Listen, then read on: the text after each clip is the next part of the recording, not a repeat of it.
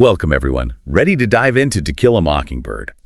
This book, it's been a favorite for so many, for so long. And today, well, we're going to Macomb, Alabama. We'll be right there with Scout Finch, seeing the story unfold, and hopefully uncovering some of the deeper meanings that make this book, well, timeless, I guess you could say. You know, it's really something how Harper Lee uses Scout, a child, to explore these really complex, big ideas.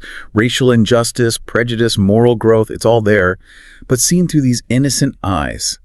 And that lets us see it all in a new light, like the good and the bad, you know? Absolutely. And it hits you right away, like with Scout trying to explain Walter Cunningham to Miss Caroline, her teacher. She just doesn't get it. The way Macomb works, the whole social structure. That's the thing, right? That one scene, it just sums up one of the biggest ideas in the book, empathy.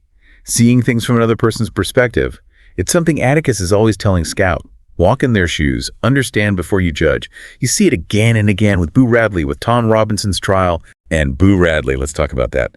The Radley place, it's shrouded in this mystery, this sense of fear almost. It's like a visual representation of all the unspoken anxieties and prejudices of Macomb. It's more than just creepy, though. It's the unknown, the other, what we project our own fears onto, you know? The kids being scared of Boo, it shows how powerful rumors can be, how they shape our whole view of things. And the way they try to get him to come out, the notes, acting out scenes, it's kind of a mix of being kids, curious, and actually wanting to connect with them, this lonely figure. It is, isn't it? And Lee contrasts that, how the kids are figuring Boo out, with how stuck the adults are. The kids, they see these glimpses of kindness, the gifts, the mended pants, while the adults stay trapped in their fear. Which brings us to, I think, the heart of the story. Yeah. Atticus Finch. He's the moral compass, always guiding Scout and Jem towards empathy and justice, defending Tom Robinson, a black man falsely accused. That shows how strong his principles are, even when everyone's against him. Yeah, Atticus is more than just the symbol of what's right. He's a real person, struggling with prejudice, with how flawed the system is. He knows it's a tough fight, but he still does what's right no matter what, and that's inspiring.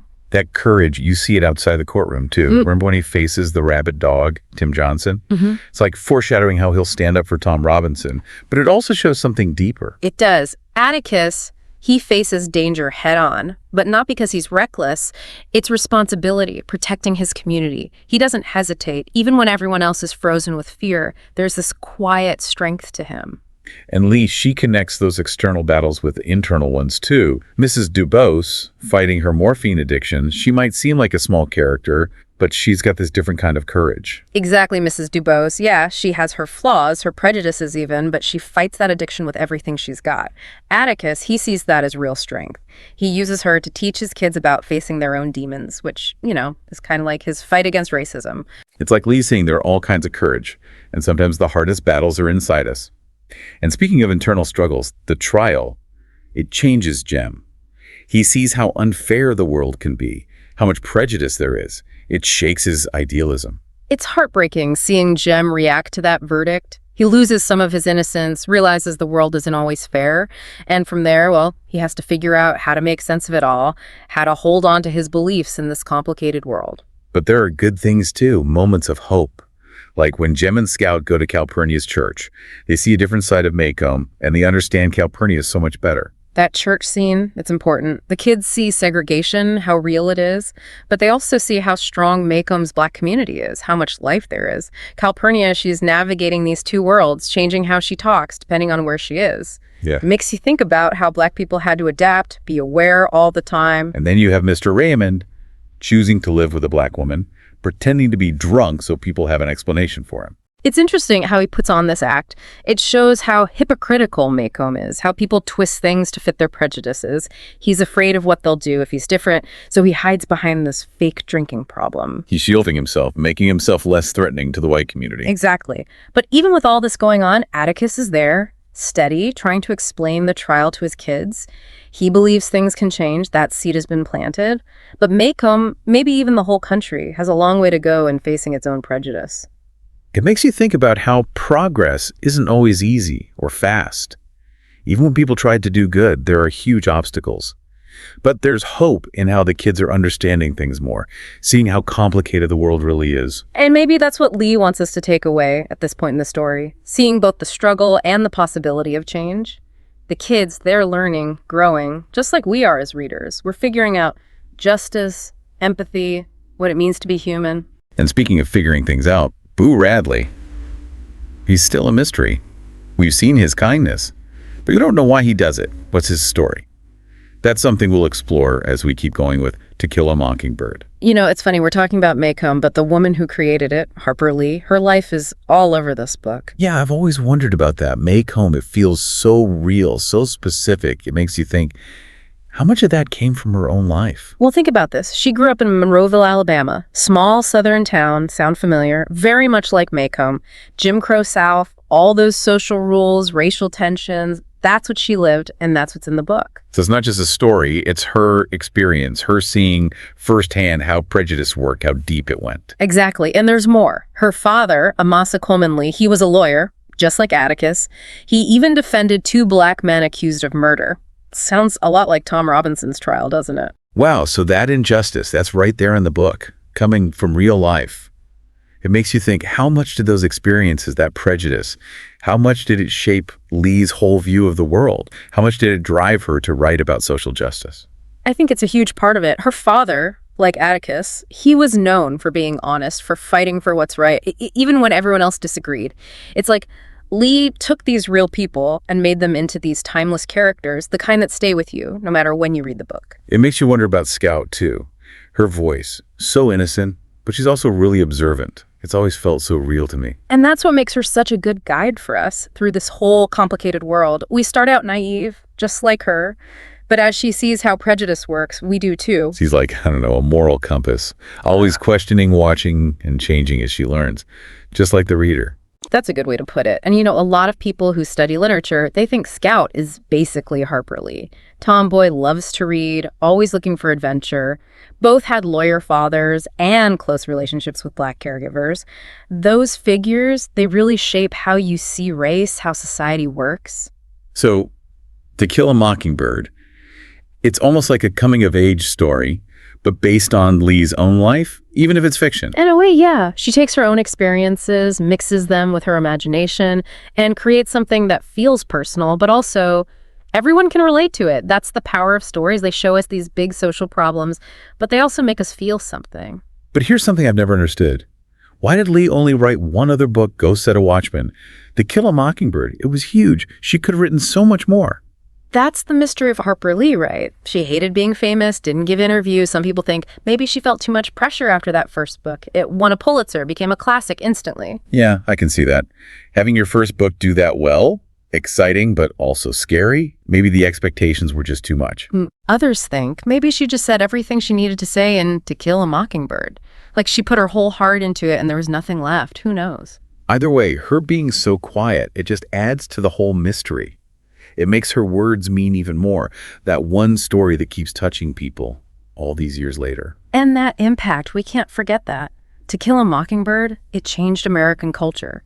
Still taught in schools, made into a movie everyone loves, and it still makes us talk about race, justice, empathy. It's important. It's huge, especially for the civil rights movement. Published in 1960, right when everything was changing. Exactly. Perfect timing. The country was trying to figure out racial injustice, and this book, it gave people something to hold on to. Atticus Finch, he became this symbol of doing what's right, even when it's hard. It was hope when things were really messy. It gave a voice to people who weren't being heard, challenged how things were, and inspired people to fight for what's right. And it wasn't just a Southern thing. People all over the country read it, started talking about these things. It made them face the prejudice they had, how racism was everywhere. It was uncomfortable, but necessary. And the movie, with Gregory Peck as Atticus, it made the message even bigger. His Atticus, it's so iconic, everyone remembers it. He was perfect for that role. He got that quiet strength, that moral core, just right. And the movie, just like the book, it still inspires people today.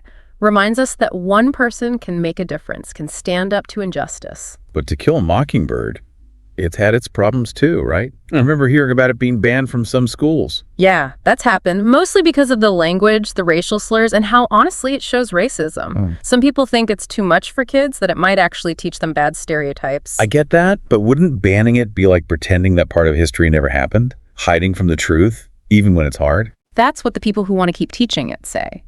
They say kids need to know what happened, even the bad parts.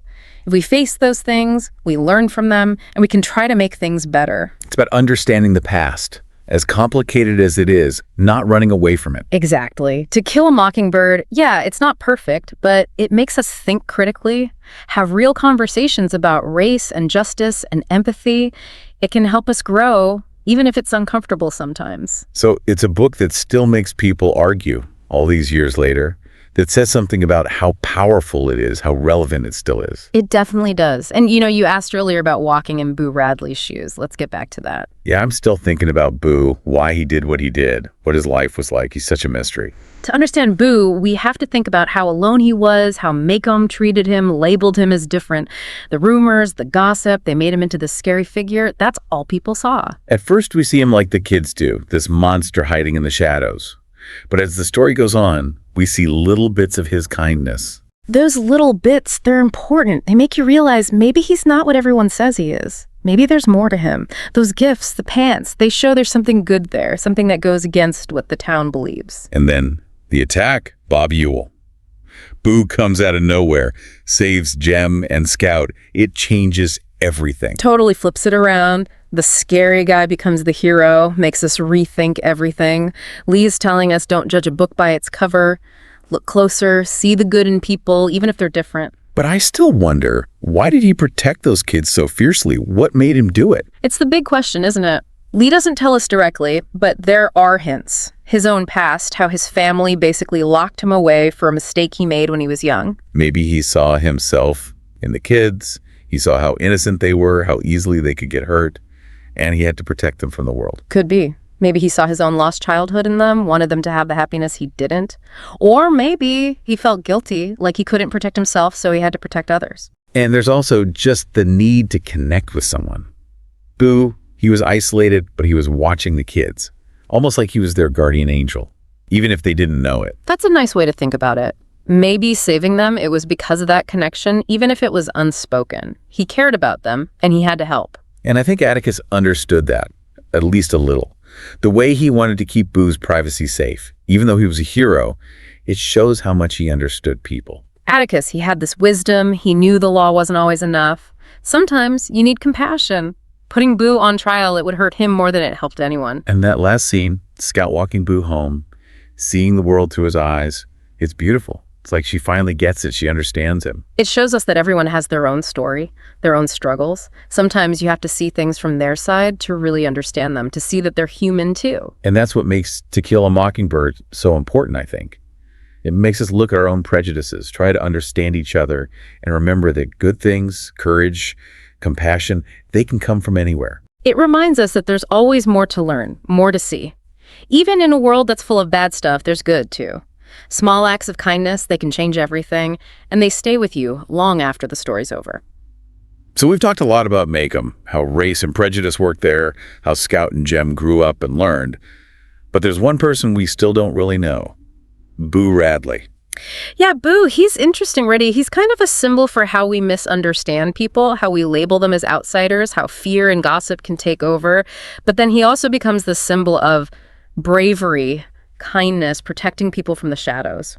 And the Radley place itself, it's creepy, almost like a haunted house in a way. Yeah. It makes you feel how separate Boo is from everyone else in Maycomb.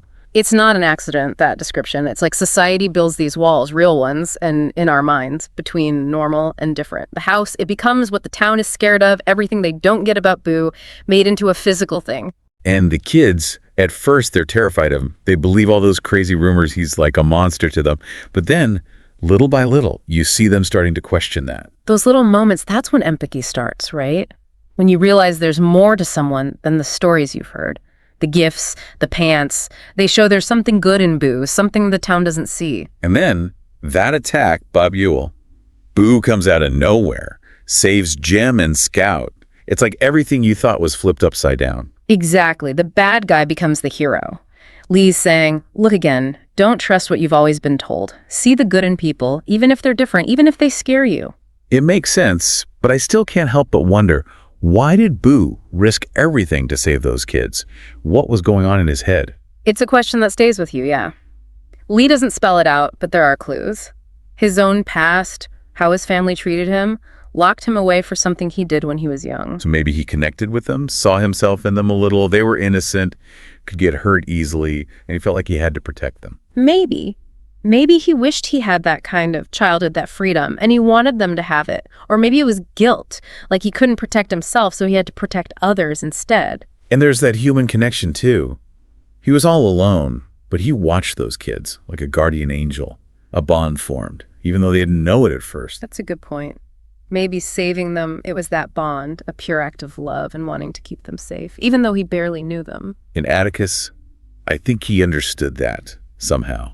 He wanted to protect Boo, keep him hidden, even though he was a hero. That shows you how deeply Atticus understood people. He did. Atticus knew the law wasn't always the answer. Sometimes being a good person meant showing compassion. A trial, all that attention that would destroy Boo. And then that ending.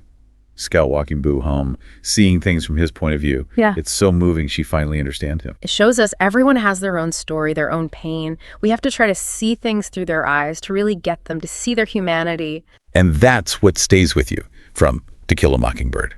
It asks us to look at ourselves, our own prejudices, to really try to understand each other, and to remember good things, bravery, kindness. They can come from anyone, even the people we least expect.